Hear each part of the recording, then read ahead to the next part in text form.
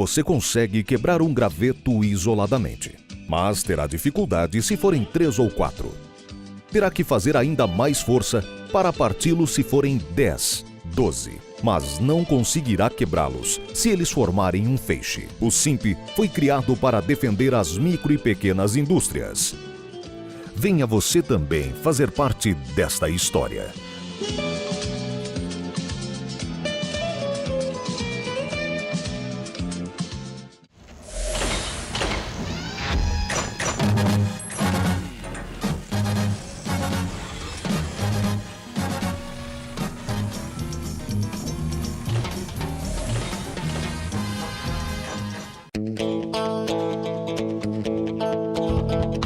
(4 de março). Começa agora o programa Hora e a Vez da Pequena Empresa. Confira no programa de hoje muitas dicas, curiosidades e informações. E nesta semana, o presidente do SIMP, Joseph Cury, recebe o secretário municipal de saúde de São Paulo, Wilson Modesto Polara, que falou sobre as novas políticas aplicadas na Secretaria da Saúde. Fique conosco.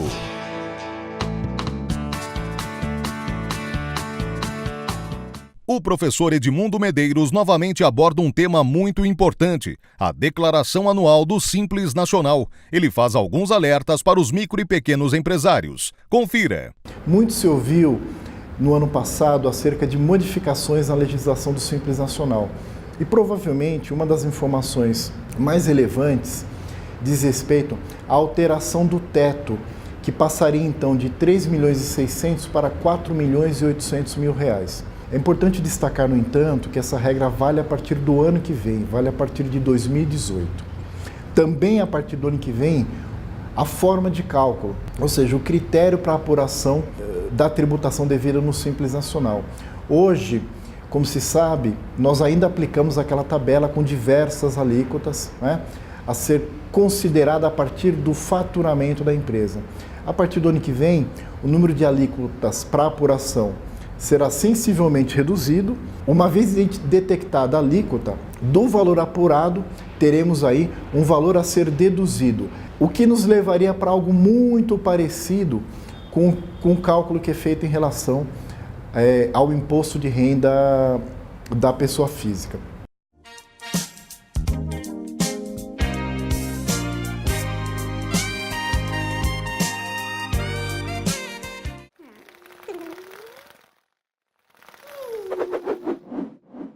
Até o dia 23 de abril, o Instituto Tomie Otaki apresenta a edição 2017 do programa Arte Atual, plataforma do Museu para Pesquisas de Jovens Artistas.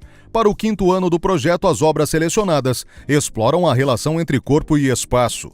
São performances, fotos e vídeos que explicitam e problematizam essa relação. O Instituto Tomie Otaki fica localizado na Rua dos Coropés, número 88, em Pinheiros. Visite!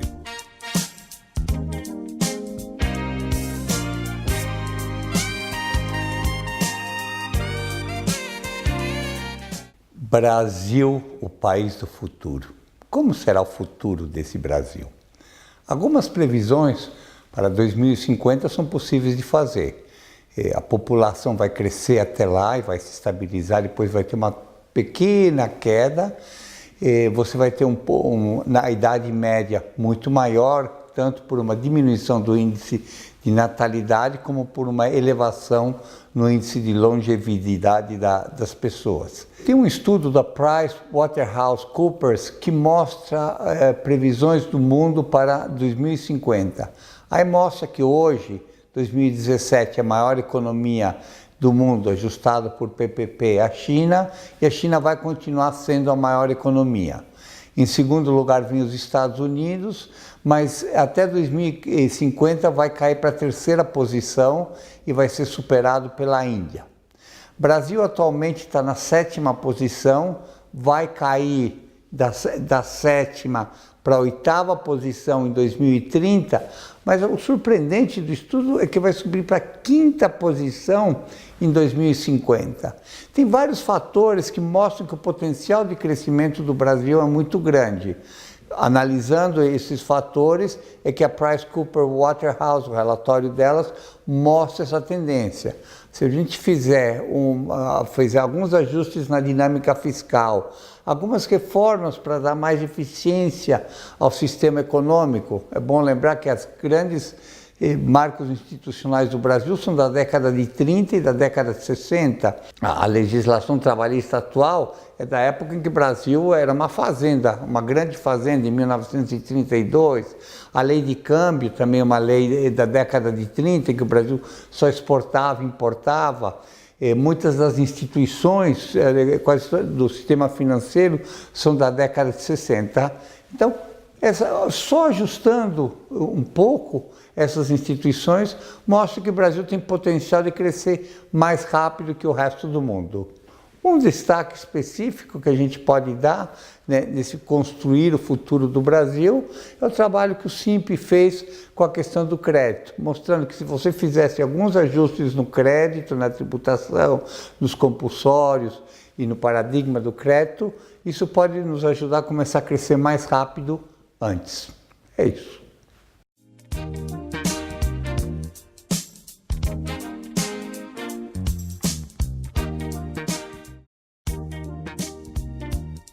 A pilha elétrica foi inventada pelo físico italiano Alessandro Volta em 1800. Em suas pesquisas, Volta fazia referência ao pressuposto de que a eletricidade tinha origem nos metais.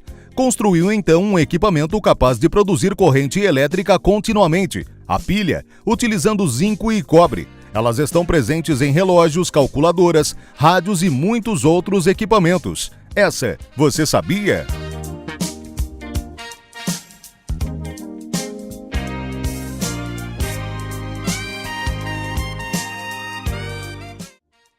Criar equipes altamente produtivas e motivadas é algo fundamental para o bom andamento do dia a dia das empresas. O consultor Sebastião Oliveira dá algumas dicas importantes. Entenda mais. Uma boa ferramenta para que você possa dar o feedback para as pessoas é a avaliação de desempenho. Um sistema, um método no qual você periodicamente se senta com as pessoas, fala para elas o que tem sido bom no trabalho delas, o que tem sido ruim e como elas podem desenvolver melhor o trabalho que elas estão fazendo. Ao longo do tempo, você pode ter certeza, o simples fato de elas serem consideradas, percebidas como importantes, já faz com que o trabalho melhore. Mais do que isso, sabendo o que precisam melhorar e sendo feito isso num ambiente de cooperação, de participação, certamente o desempenho das suas equipes vão melhorar. Essa é a tônica de 2017.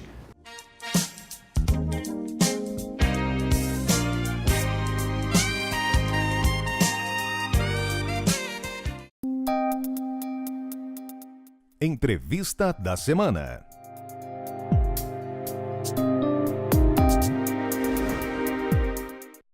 O nosso convidado de hoje é o secretário municipal da Saúde do município de São Paulo, Dr. Wilson Modesto Polana. É um prazer tê-lo conosco. Eu que agradeço, Curi, a oportunidade de estar aqui. Nós ouvimos falar muito, secretário, de chikungunya, dengue, febre amarela.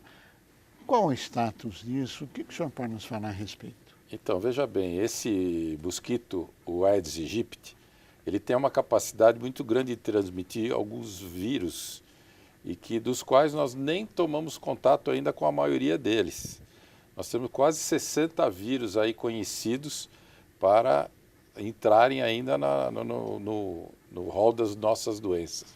O importante é que nós controlemos o vetor, o mosquito, que é justamente a maneira que nós estamos fazendo.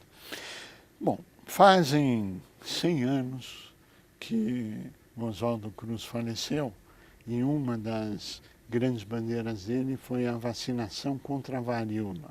Qual a sua avaliação disso hoje? Então, eu acho que foi uma grande bandeira dele, mas ele também controlou a febre amarela, numa época que não existia vacina. Ele controlou justamente através do controle do mosquito, controle do vetor. Ele saneou a Baixada Santista, saneou o Rio de Janeiro, que eram regiões extremamente inóspitas em relação a essas doenças tropicais, chamadas tropicais. Então, eu acho que é um grande exemplo essa comemoração para dizer o seguinte: nós temos que continuar combatendo o mosquito. E veja, em São Paulo, na cidade de São Paulo, nós estamos tendo, e no estado de São Paulo, que antes de ser da prefeitura é do estado, nós conseguimos um controle muito, muito bom. Tanto que nós não tivemos ainda nenhum caso de chikungunya nesse ano aqui em São Paulo, nem de zika. Então, e os casos de dengue caíram absurdamente, caíram assim de 3 mil e poucos até essa época para 100 casos. Então, eu acho que está sendo efetivo o controle do vetor do mosquito. Ao que se atribui isso? Essa queda vertiginosa? É a morte do mosquito, o controle regional? Qual a estratégia que foi adotada? Então, a estratégia foi o seguinte: primeiro, o mosquito não pode nascer. Então você tem que controlar o nascedouro do mosquito. São as águas paradas e tal. Segundo, o mosquito não pode entrar na sua casa. Sim, sem então dúvida. ele tem com proteção de telas, etc. E terceiro, o mosquito não pode te morder. Então roupas e repelentes, principalmente para mulheres grávidas. Então é uma sequência de que a população aprendeu a conviver com isso. O importante é que nós não relaxemos ao controle do mosquito. Ou seja, temos que matar o mosquito e evitar que ele continue por aí ou que ele não nasça. Exatamente. Bom, eu queria entrar em alguns temas bastante pesados. Me parece que o senhor foi um dos responsáveis por um pedido de um empréstimo de R$1 bilhão para a área da saúde no município de São Paulo.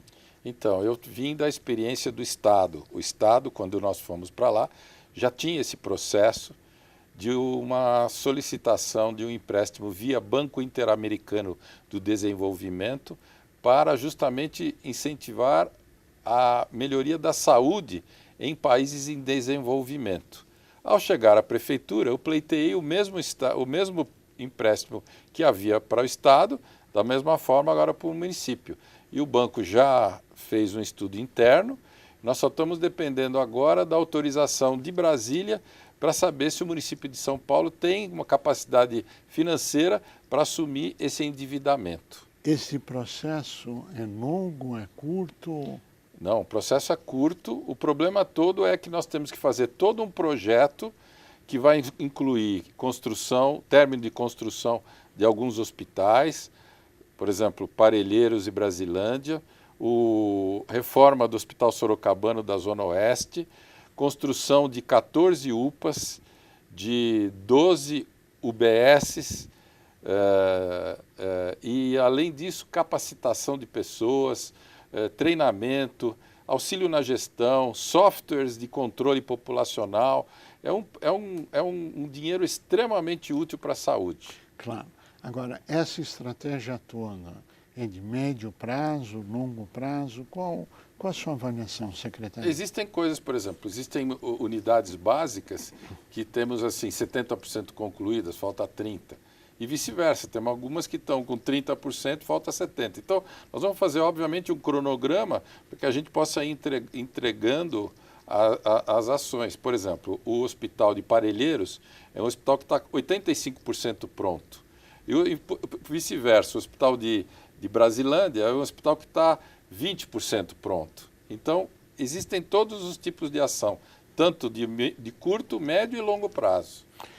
Essa viabilização é factível dentro da gestão do prefeito João Dória? Exatamente. Eu acho que se vierem esses recursos, vai ser formidável para a gestão, agiliza muito. Nós tivemos essa experiência no Estado. No Estado nós estamos construindo agora 3 hospitais, nós estamos construindo muitas unidades básicas nas regiões mais carentes do Estado, que é o Vale do Ribeira, o Vale do Jurumirim, na região de Campinas, ao entorno de Campinas, Litoral Norte. Então são regiões carentes do Estado que vão se beneficiar muito desses recursos que vêm do Banco Interamericano de Desenvolvimento. E o Corujão da Saúde? Conta essa história para a gente. Bom, o Corujão da Saúde é o que faz mais sucesso hoje na saúde do nosso prefeito. Foi uma ideia do prefeito na época da campanha. E a ideia qual é? Era utilizar a capacidade ociosa dos hospitais privados durante a noite para atender aqueles pacientes que estavam numa fila esperando exames. Então, ao assumir a secretaria, nós vimos que essa capacidade ociosa, ela não era só à noite e não era só nos hospitais privados. Nós tínhamos a capacidade ociosa também nos hospitais da própria prefeitura, nós tínhamos a capacidade ociosa nos hospitais do Estado, dos filantrópicos e também dos privados. Então, nós fizemos uma divisão dos pacientes entre todos esses recursos e nós conseguimos agora, em praticamente 1/3 do tempo, fazer 2/3 dos exames. É logicamente que existem uma reentrada de pessoas precisando, então nós estamos dando uma acelerada agora, porque agora em janeiro e começo de fevereiro, outras pessoas entraram no sistema, mas nós estamos dando conta para que pelo menos até 10 de abril, pelo menos todas as pessoas estejam com seus exames agendados para os próximos 30 dias, que é o que acontece na clínica privada, né? Sim. Curito, você vai num médico, ele te dá um pedido, você tem 30 dias para fazer aquele pedido. É a mesma lógica que nós vamos usar para o setor público. Quantas pessoas estavam nessa fila? Eram quase 500 mil pessoas que estavam na fila.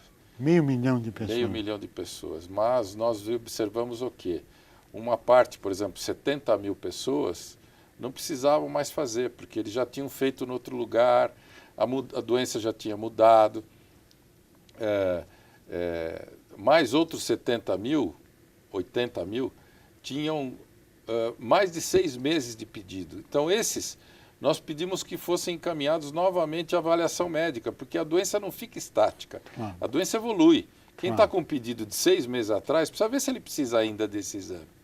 E o que foi surpresa para nós é que 80 mil pessoas que tiveram um telefonema, concordaram em fazer o exame, aceitaram o agendamento, o dia não vieram fazer o exame, mostrando que já tinha uma importância secundária para eles a realização desse exame. Por quê? Alguém disse por quê? Na realidade, não veja perderam bem, interesse? É que as pessoas têm uma hora que a doença está no seu auge e aquele exame é muito importante. Mas depois as coisas vão evoluindo, muitos médicos fazem o tratamento apesar de não terem o exame nas mãos e a pessoa evolui melhor. Chegam num ponto que ela mesma avalia, olha, eu não preciso mais do exame porque eu já estou melhor. Agora, a conversa do momento é a febre amarela. Isso. Qual a sua avaliação? Então, a febre amarela, ela teve isso a gente chama recrudescência. O termo médico é recrudescência. Existem várias teorias que mostram o porquê que essa febre amarela voltou em alguns setores do estado, do Brasil, principalmente Minas Gerais, norte do estado de São Paulo, que começa com morte de macacos, porque ela é uma doença silvestre. O vírus ele é transmitido por um outro tipo de mosquito, que é o Phlebotomus, que é característico de zonas silvestres. Então, existe uma possibilidade muito grande de quando existe essa morte de macacos, já se faz um cinturão de vacinação ao redor daquela região e a doença não se espalha, que é o que está sendo muito bem feito pelo Ministério da Saúde. O Ministério da Saúde está fazendo essa proteção, esse cinturão de proteção ao redor das áreas em que há a morte de macacos, para que essa doença não chegue ao homem. O grande risco é que se o Aedes aegypti começar realmente a transmitir, porque o Aedes aegypti já não é mais um mosquito silvícola, de selva, ele é um mosquito urbano. Mas pode ser transmissor? Pode ser transmissor. Então nós temos que tomar todo esse cuidado para não deixar que essa doença saia daquela região que tem maior concentração de mata e não chegue até as cidades. Isso já está sendo feito e só você fazendo esse cinturão de proteção, de vacinação, uma pessoa vacinada, ela não transmite a doença. Eu estava te dando exemplo agora há pouco, como um WhatsApp que a pessoa não transmite para o outro.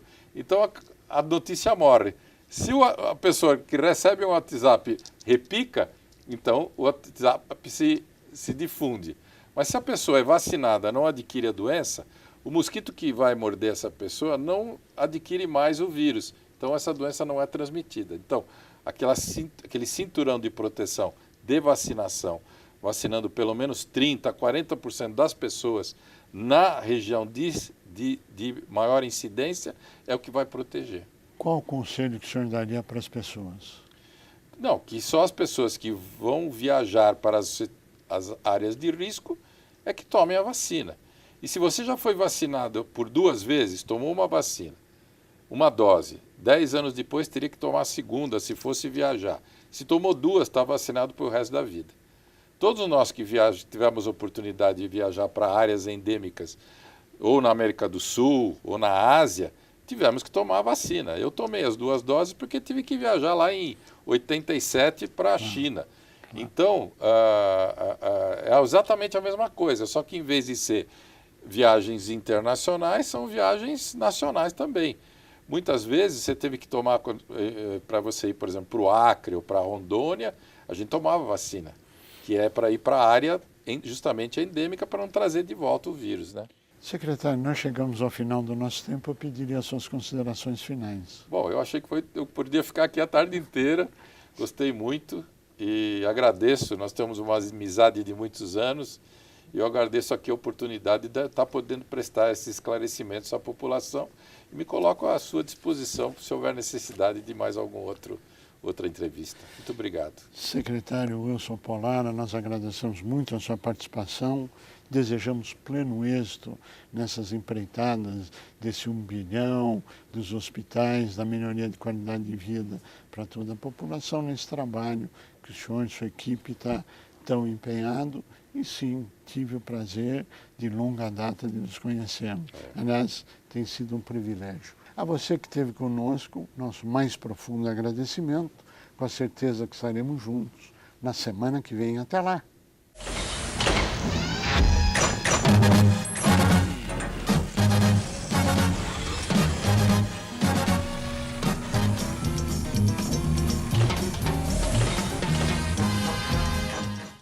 Esta é uma abelha, como muitas que você já viu. O que você talvez não saiba é que pesquisas mostram que é impossível uma abelha voar. Seu peso, suas asas pequenas, a tornam sem aerodinâmica. Só que a abelha não sabe disso. E ela não só voa, como também produz mel. Não é por acaso que o nosso símbolo é formado por abelhas. Venha você também fazer parte desta história.